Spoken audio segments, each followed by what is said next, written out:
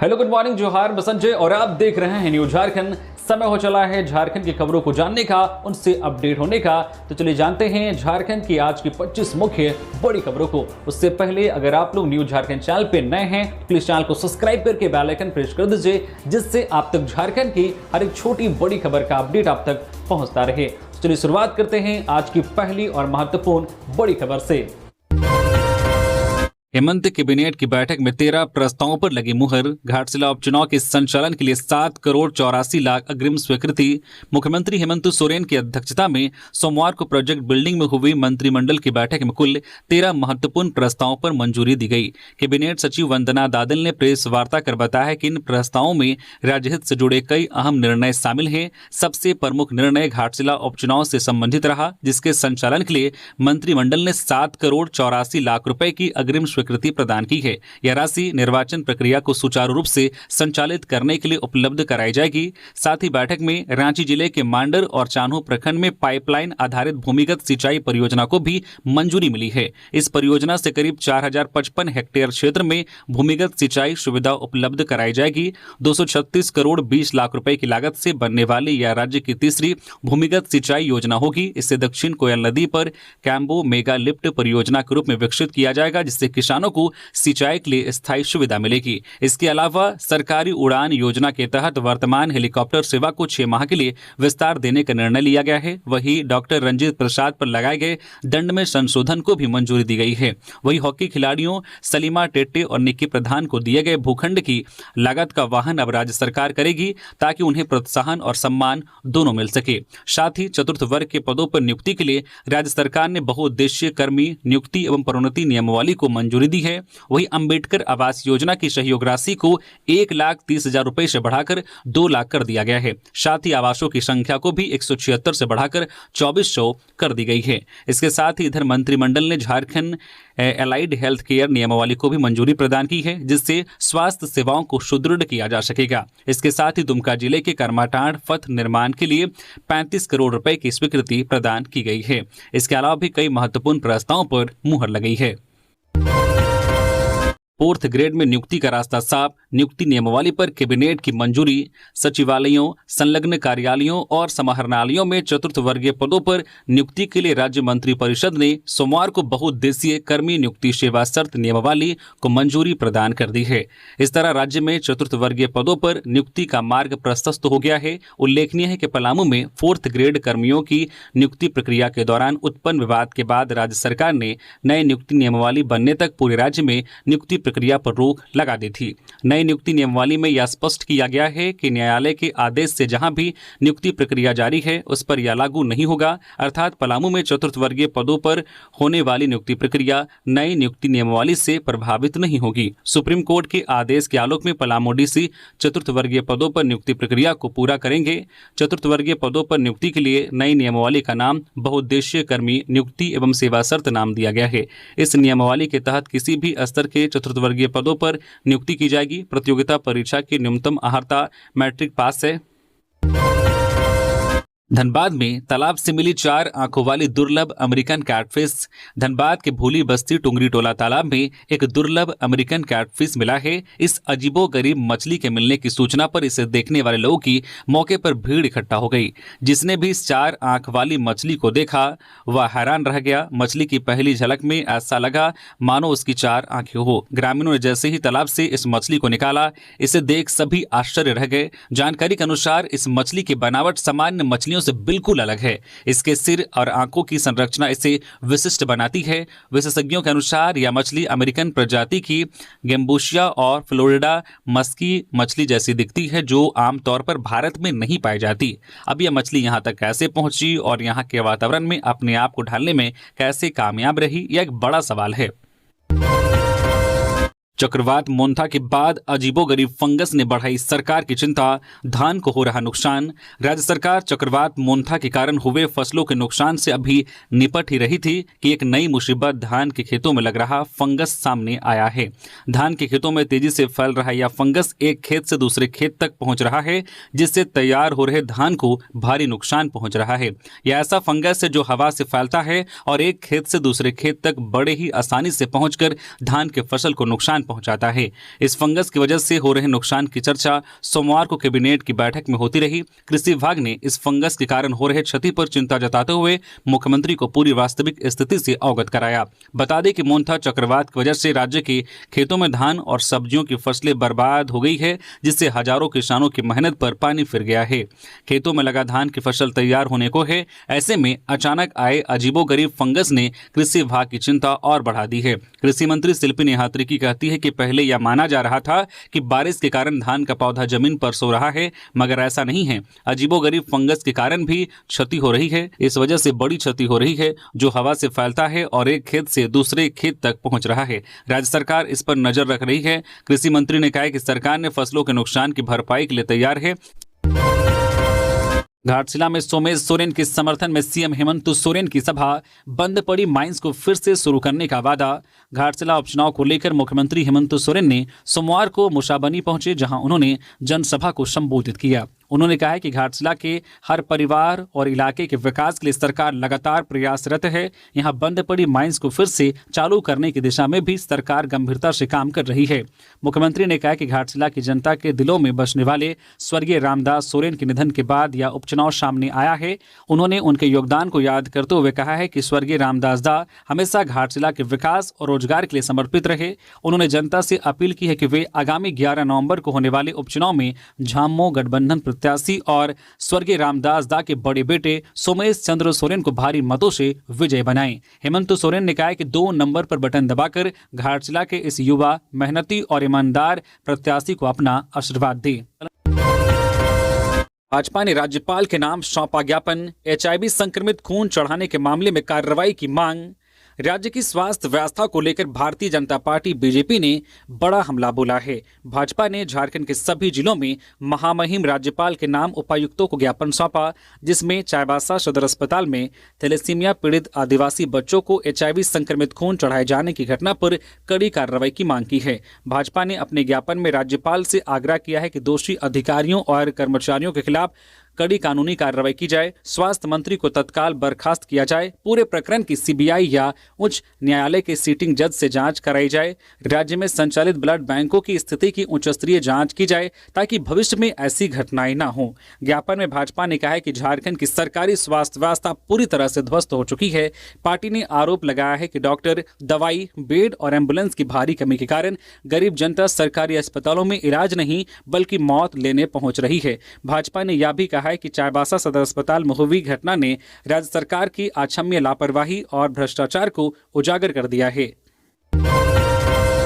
गिरिडीह में साइबर अपराध पर बड़ी कार्रवाई। 3 अपराधी गिरफ्तार, मोबाइल, सिम और एटीएम बरामद। गिरिडीह पुलिस ने साइबर अपराध के खिलाफ बड़ी कार्रवाई करते हुए कांडी थाना क्षेत्र से 3 अपराधियों को गिरफ्तार किया है।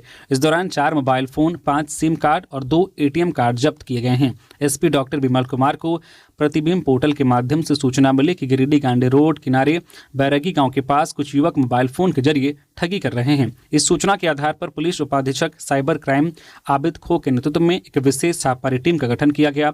टीम ने त्वरित कार्रवाई करते हुए बैरगी गांव के पास छापामारी कर 3 साइबर अपराधियों को रंगे हाथ गिरफ्तार कर लिया। हालांकि 2 आरोपी मौके से फरार होने में सफल रहे। गिरफ्तार किए गए अपराधियों की पहचान साजिद अंसारी 22 वर्षीय, नजाउल अंसारी 23 वर्षीय, वही चंदन कुमार मंडल 20 वर्षीय के रूप में हुई है। पूछताछ में अभियुक्तों ने स्वीकार किया है कि वे एयरटेल पेमेंट बैंक के ग्राहकों को बैंक अधिकारी बनकर कॉल करते थे और ओटीपी लेकर उनके खाते से पैसे उड़ाते थे।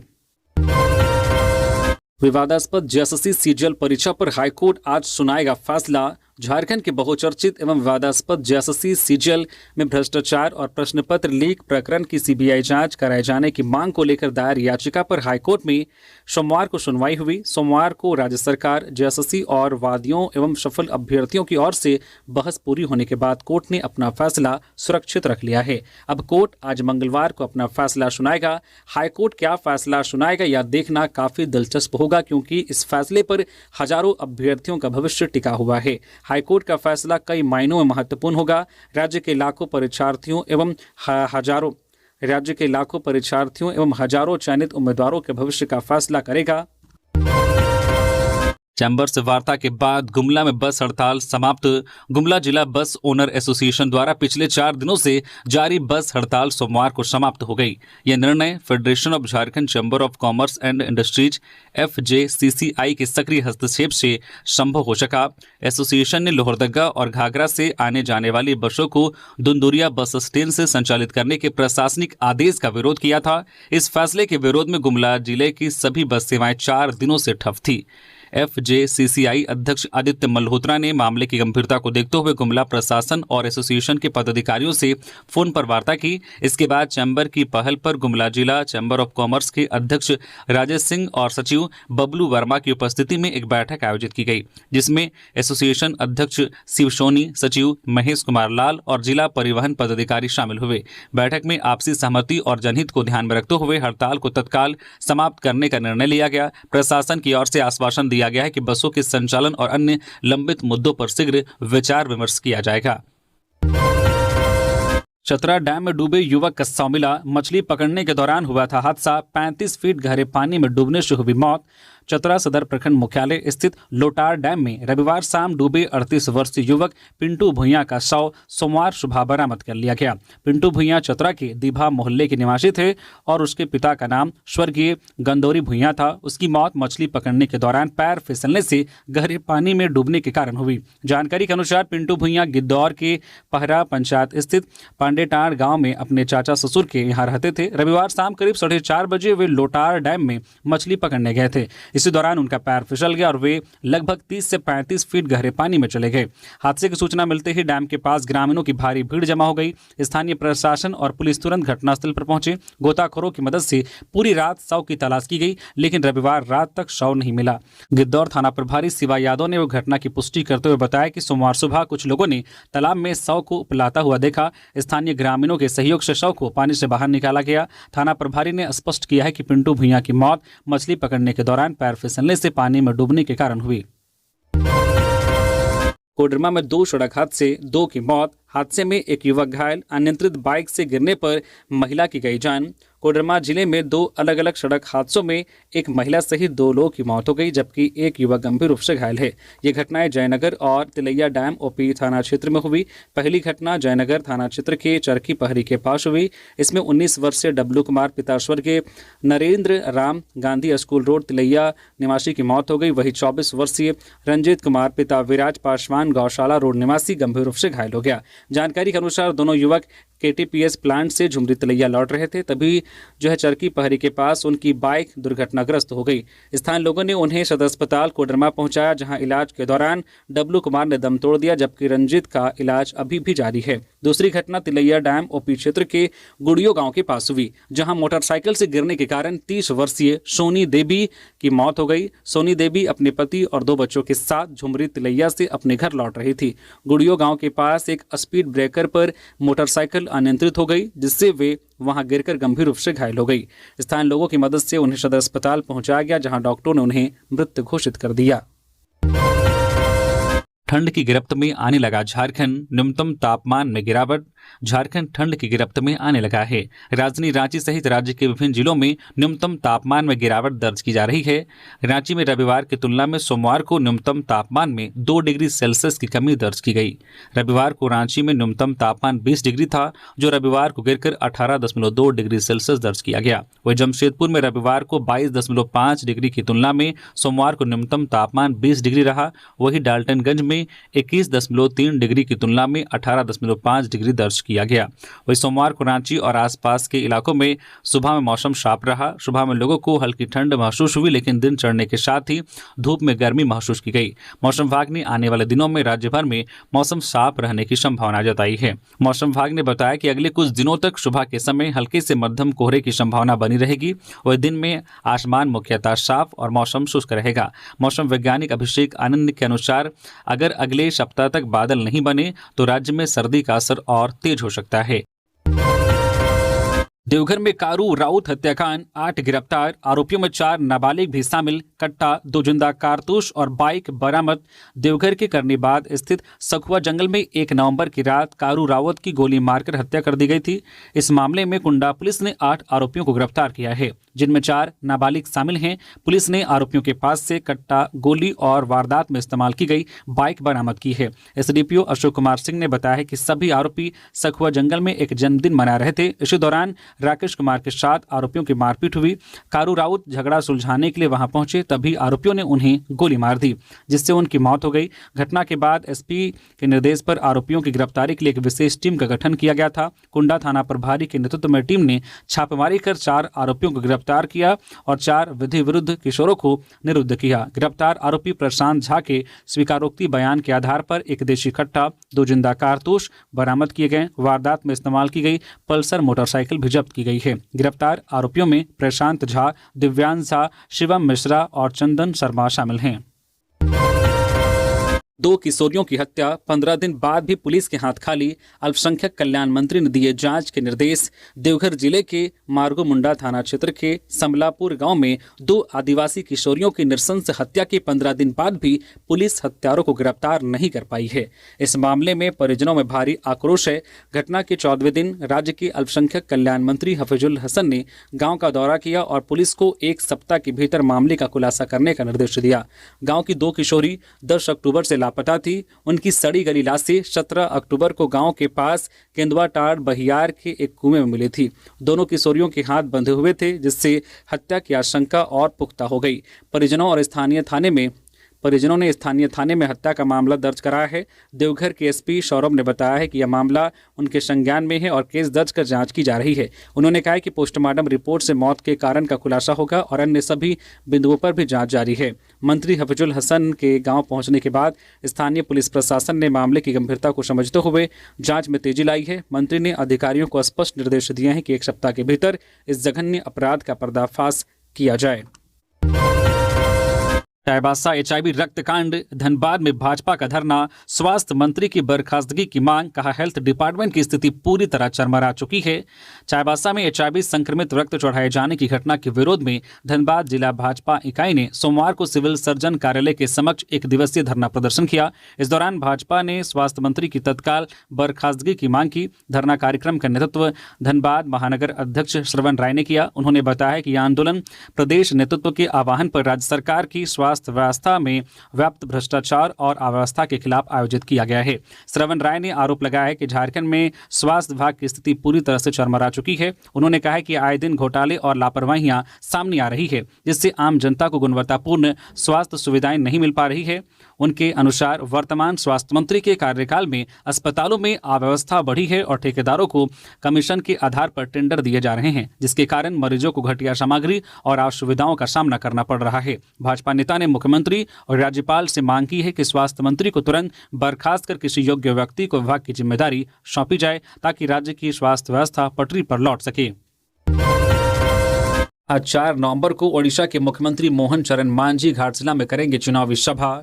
घाटशिला उपचुनाव में भारतीय जनता पार्टी पूरे जोश और उत्साह के साथ चुनावी अभियान में जुटी हुई है। पार्टी के सभी वरिष्ठ नेता और कार्यकर्ता दिन रात लगकर एनडीए प्रत्याशी बाबूलाल सोरेन के पक्ष में जनसंपर्क और प्रचार अभियान चला रहे हैं। इसी क्रम में ओडिशा के मुख्यमंत्री मोहन चरण मांझी का घाटशिला विधानसभा आगमन होने जा रहा है। आज वे 10 बजे घाटशिला ब्लॉक के गंधानिया हाट मैदान और दोपहर 12:05 पर जगुड़ा बांधा ब्लॉक के बलियापोश फुटबॉल मैदान में विशाल जनसभा को संबोधित करेंगे। मुख्यमंत्री के आगमन से कार्यकर्ताओं में जबरदस्त उत्साह है और क्षेत्र की जनता भी उनके स्वागत के लिए उत्सुक है। निश्चित रूप से उनके संबोधन से चुनावी माहौल और अधिक ऊर्जा और दिशा प्राप्त करेगा। प्रिंस खान गैंग के 2 शूटर गिरफ्तार। भुइयाडी में हरिराम सिंह के घर पर फायरिंग कांड में थे शामिल, हथियार बरामद। जमशेदपुर पुलिस ने कुख्यात प्रिंस खान गिरोह के 2 सक्रिय शूटरों को गिरफ्तार किया गया है। इन शूटरों की गिरफ्तारी से भुइयाडी में हरिराम सिंह के घर पर हुई फायरिंग की घटना का खुलासा हुआ है। गिरफ्तार आरोपियों की पहचान राज सिंह कश्यप उर्फ कोदू और राजेश गिरी उर्फ दांतू के रूप में हुई है। पुलिस को 2 नवंबर की रात करीब 1 बजे गुप्त सूचना मिली थी कि भुइयाडी निवासी हरिराम सिंह के घर पर फायरिंग करने वाले राज सिंह कश्यप और राजेश गिरी सफेद स्कूटी से जो है मानगी बस स्टैंड की ओर जा रहे हैं। सूचना में उनके पास अवैध हथियार होने की भी जानकारी दी गई। इस सूचना के सत्यापन और त्वरित कार्रवाई के लिए पुलिस उपाधीक्षक प्रथम पूर्वी सिंहभूम के नेतृत्व में एक विशेष टीम गठित की गई। टीम ने रात्रि गश्ती दल और टाइगर मोबाइल के जवानों के सहयोग से इलाके की घेराबंदी की और पांडे घाट के पास दोनों अपराधियों को गिरफ्तार कर लिया गया।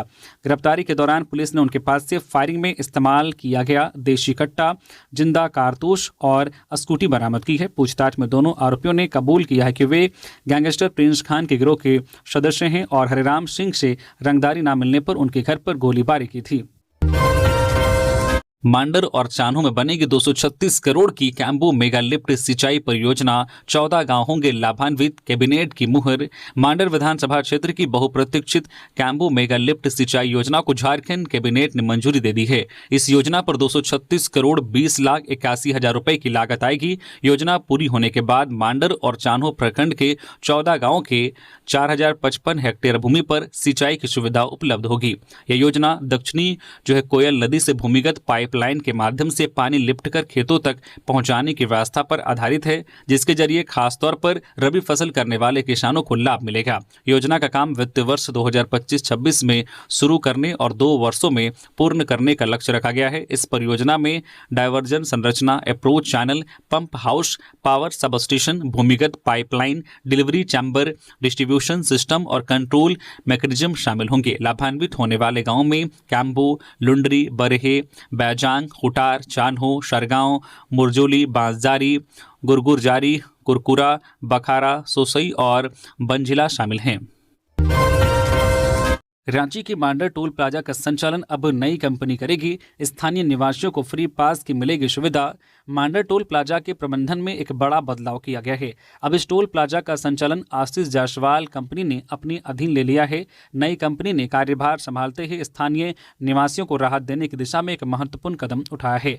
चान्हो और मांडर क्षेत्र के लोगों की सुविधा को ध्यान में रखते हुए कंपनी ने उनके लिए टोल फ्री पास बनाने की प्रक्रिया शुरू कर दी है। इस पहल से मांडर और चान्हो के स्थानीय लोगों को टोल टैक्स से बड़ी राहत मिलने की उम्मीद है, जिससे उनका रोजमर्रा का आवागमन आसान हो जाएगा। कंपनी प्रतिनिधि के अनुसार जो भी निवासी टोल फ्री पास की सुविधा प्राप्त करना चाहते हैं, वे निम्नलिखित दस्तावेजों के साथ टोल प्लाजा कार्यालय में संपर्क कर सकते हैं: आधार कार्ड, वाहन के कागजात और आरसी बुक। मंत्री शिल्पी नेहा तिर्की ने चान्हो प्रखंड कार्यालय का किया औचक निरीक्षण। बीडीओ, सीओ समेत कर्मचारी नदारद, सौकोच का निर्देश। कृषि, पशुपालन एवं सहकारिता मंत्री शिल्पी नेहा तिर्की ने सोमवार को चान्हो प्रखंड सह अंचल कार्यालय का औचक निरीक्षण किया। निरीक्षण के दौरान कार्यालय में सीओ, बीडीओ सहित अधिकांश कर्मचारी अनुपस्थित पाए गए। मंत्री ने कार्यालय परिसर के एक कमरे का निरीक्षण किया और वहां मौजूद ग्रामीणों से उनके काम और समस्याओं की जानकारी ली। ग्रामीणों ने बताया कि अधिकारी और कर्मचारी अक्सर कार्यालय से अनुपस्थित रहते हैं, जिससे आम लोगों के कार्य प्रभावित होते हैं। कार्यालय में पसरे सन्नाटा और बंद कमरों को देखकर मंत्री ने रांची डीसी को तुरंत सूचना दी और सभी अनुपस्थित अधिकारियों कर्मचारियों को शौकोच करने का निर्देश दिया। यह कार्रवाई बायोमेट्रिक उपस्थिति के आधार पर की जाएगी। साथ ही सीओ और बीडीओ से भी कारण बताओ नोटिस मांगा गया है। घाटशिला में सीएम हेमंत की हुंकार, विपक्ष पर बोला हमला, कहा व्यापारी पहले पैर पकड़ेंगे फिर गला। घाटशिला विधानसभा उपचुनाव में सोमवार को झामुमो समर्थित उम्मीदवार एवं स्वर्गीय रामदास सोरेन के पुत्र सोमेश चंद्र सोरेन के समर्थन में मुख्यमंत्री हेमंत सोरेन ने जोरदार चुनावी सभा को संबोधित किया। दोपहर करीब 2:20 पर वे हेलीकॉप्टर से मूसाबनी स्थित जो कोयली सुता मार्शल मैदान पहुंचे, जहां पहले से ही हजारों की भीड़ मौजूद थी। मंच पर पहुंचते ही मुख्यमंत्री ने दिशोम गुरु शिबू सोरेन और पूर्व मंत्री रामदास सोरेन के चित्र पर माल्यार्पण कर श्रद्धांजलि दी। सभा को संबोधित करते हुए मुख्यमंत्री हेमंत सोरेन ने कहा कि एक और व्यापारियों की जमात है और दूसरी ओर झारखंड मुक्ति मोर्चा, जो गरीबों, मजदूरों और आदिवासियों और मूलवासियों की पार्टी है। उन्होंने कहा है कि व्यापारी लोग सिर्फ लेते हैं, देते नहीं। अगर उन्हें जरूरत पड़े तो वह आपका पैर भी पकड़ लेंगे और काम निकल गया तो गर्दन पकड़ लेंगे। इसलिए जनता को तय करना है कि व्यापारी वर्ग के साथ जाना है या झामुमो के साथ। यह लड़ाई सिर्फ झारखंड की नहीं बल्कि पूरे देश में आदिवासी और मूलवासी अस्तित्व की लड़ाई है। बोकारो स्टील प्लांट में दिखे 8 फीट लंबे 2 अजगर, वन विभाग ने किया रेस्क्यू। बोकारो स्टील प्लांट में इन दिनों लगातार सांप निकलने की घटनाएं सामने आ रही है, जिससे लोगों में दहशत का माहौल है। बोकारो स्टील प्लांट परिसर में 2 अजगर दिखे, जिन्हें रेस्क्यू टीम ने सुरक्षित रूप से पकड़कर जंगल में छोड़ दिया। जानकारी के अनुसार बोकारो स्टील प्लांट के अंदर कार्यरत कर्मियों ने जब 2 बड़े अजगरों को देखा तो तत्काल रेस्क्यू टीम को सूचना दी गई। मौके पर पहुंची टीम के सदस्य MP पांडे और उनके सहयोगियों ने काफी मशक्कत के बाद दोनों अजगरों को सुरक्षित पकड़ा। प्रत्येक अजगर की लंबाई लगभग 8 फीट बताई जा रही है। टीम ने बताया कि हाल के दिनों में बोकारो स्टील सिटी के विभिन्न इलाकों, खासकर सेक्टर 4 और सेक्टर 6 में सांप निकलने की घटनाएं लगातार बढ़ रही है। केवल पिछले कुछ दिनों में ही रेस्क्यू टीम ने 8 से अधिक सांपों को पकड़ा है, जिनमें जहरीले रसल वाइपर और अन्य प्रजातियों के सांप शामिल हैं। रेस्क्यू के बाद सभी सांपों को वन विभाग को सौंप दिया गया, जिसके बाद विभाग ने उन्हें सुरक्षित रूप से आसपास के जंगलों में छोड़ दिया। 31 मार्च से ई KYC पूरा नहीं करने पर रुकेगी LPG की सब्सिडी। देश भर के घरेलू LPG उपभोक्ताओं और प्रधानमंत्री उज्ज्वला योजना PMUY के लाभार्थियों के लिए पेट्रोलियम एवं प्राकृतिक गैस मंत्रालय ने बायोमेट्रिक आधार प्रमाणीकरण KYC अनिवार्य कर दिया है। उपभोक्ता मोबाइल ऐप के माध्यम से स्वयं KYC कर सकते हैं या नजदीकी गैस एजेंसी अथवा वितरण केंद्र पर जाकर यह प्रक्रिया पूरी कर सकते हैं। सरकार ने स्पष्ट किया है कि 14.2 किलोग्राम सिलेंडर की 8वीं और 9वीं रिफिलिंग पर 300 रुपये प्रति सिलेंडर सब्सिडी केवल उन्हीं उपभोक्ताओं को मिलेगी जिन्होंने 31 मार्च 2026 तक KYC पूरा कर लिया होगा। निर्धारित समय सीमा तक प्रमाणीकरण नहीं कराने पर उपभोक्ताओं की रिफिलिंग और सब्सिडी अस्थायी रूप से रोक दी जाएगी। हालांकि मंत्रालय ने यह स्पष्ट किया है कि KYC के अभाव में गैस आपूर्ति बाधित नहीं होगी, केवल DBT सब्सिडी रोकी जाएगी। झारखंड में 12 से 28 नवंबर तक राज्यव्यापी रक्तदान अभियान, सुरक्षित रक्त उपलब्ध कराना सबकी जिम्मेदारी। अजय, झारखंड में राज्य स्थापना दिवस के अवसर पर 12 से 28 नवंबर तक राज्यव्यापी स्वैच्छिक रक्तदान अभियान चलाया जाएगा। स्वास्थ्य, चिकित्सा, शिक्षा एवं परिवार कल्याण विभाग के अपर मुख्य सचिव अजय कुमार सिंह ने सोमवार को स्टेट ब्लड ट्रांसफ्यूजन काउंसिल की बैठक में इसकी घोषणा की। उन्होंने कहा है कि सुरक्षित रक्त उपलब्ध कराना सबकी जिम्मेदारी है और रक्तदान को जन आंदोलन का रूप देना होगा। अपर मुख्य सचिव ने अधिकारियों को निर्देश दिया है कि इस रक्तदान अभियान को ग्रामीण और शहरी दोनों स्तरों पर व्यापक रूप से सफल बनाया जाए। उन्होंने कहा है कि सोशल मीडिया और स्थानीय प्रचार माध्यमों के जरिए लोगों को रक्तदान के जरिए प्रेरित किया जाए ताकि इसे जन सहभागिता से जोड़कर व्यापक आंदोलन बनाया जा सके। धनबाद में मुखिया पति पर फायरिंग मामला, फरार आरोपी गिरफ्तार, पुलिस ने पिस्टल, 2 जिंदा कारतूस बरामद किए, रहा है आपराधिक इतिहास। धनबाद के बागमारा थाना क्षेत्र में मुखिया पति शंकर बेलदार पर फायरिंग के मामले में फरार चल रहे आरोपी विश्वजीत चक्रवर्ती उर्फ विशु को पुलिस ने गिरफ्तार कर लिया है। पूछताछ में आरोपी ने फायरिंग की घटना में अपनी संलिप्तता स्वीकार की है। उसके निशानदेही पर पुलिस ने एक 7.65 mm बोर का एक देसी पिस्टल और 2 जिंदा कारतूस बरामद किए गए हैं। पलामू में 4 फीट रास्ते के लिए पड़ोसी का मर्डर, कुछ दिन पहले ही हुआ था विवाद, 1.5 लाख की सुपारी देकर कटार से कराई हत्या।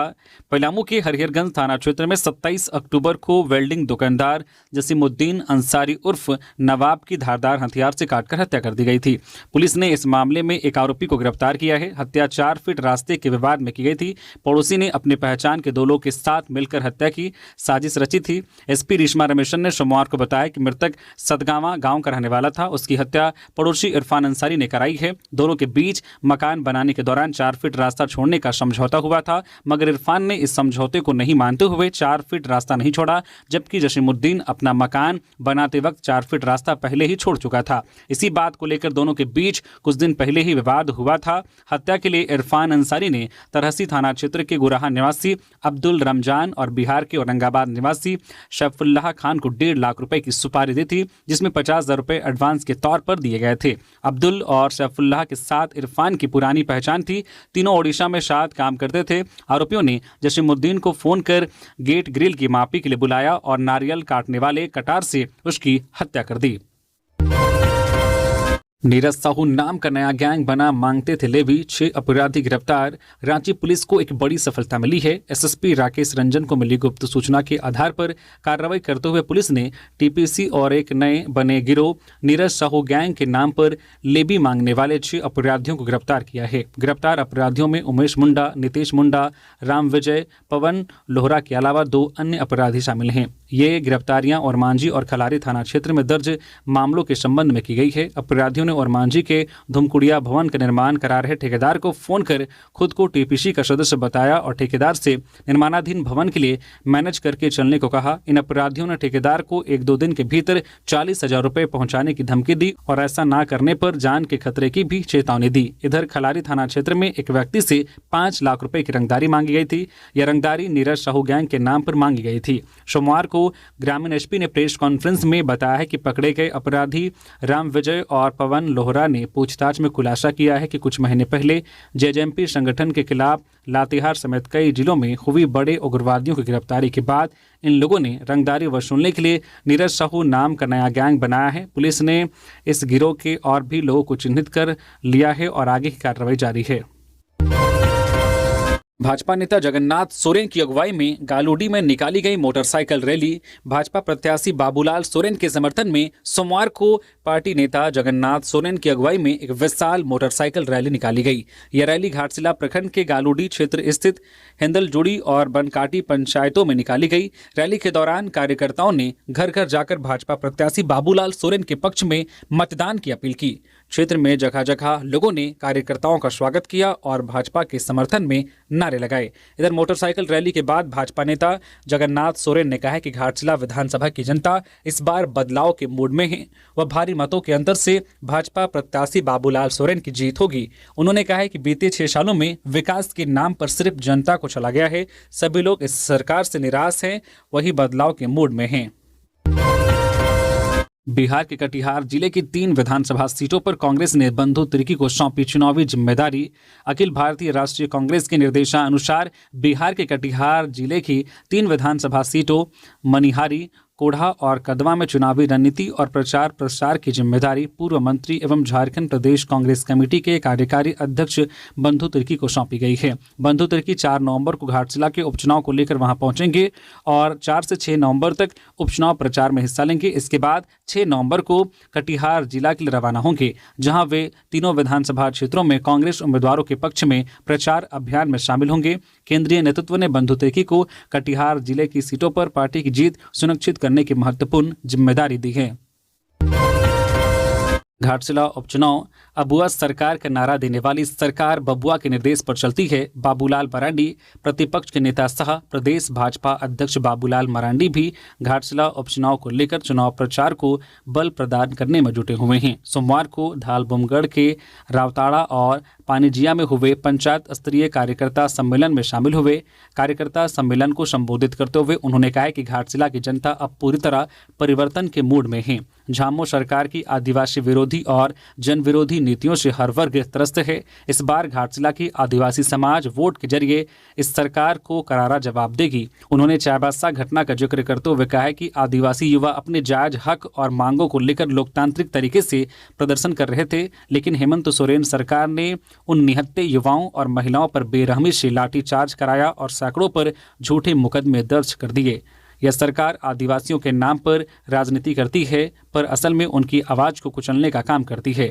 मरांडी ने आगे कहा कि हेमंत सोरेन अबुआ सरकार का नारा देते हैं, लेकिन सत्ता में आने के बाद बबुआ के निर्देश पर आदिवासी समाज पर लाठी गोली चलवाने का काम करते हैं। जनता अब सब समझ चुकी है और आने वाले उपचुनाव में झामो सरकार को करारा जवाब देगी।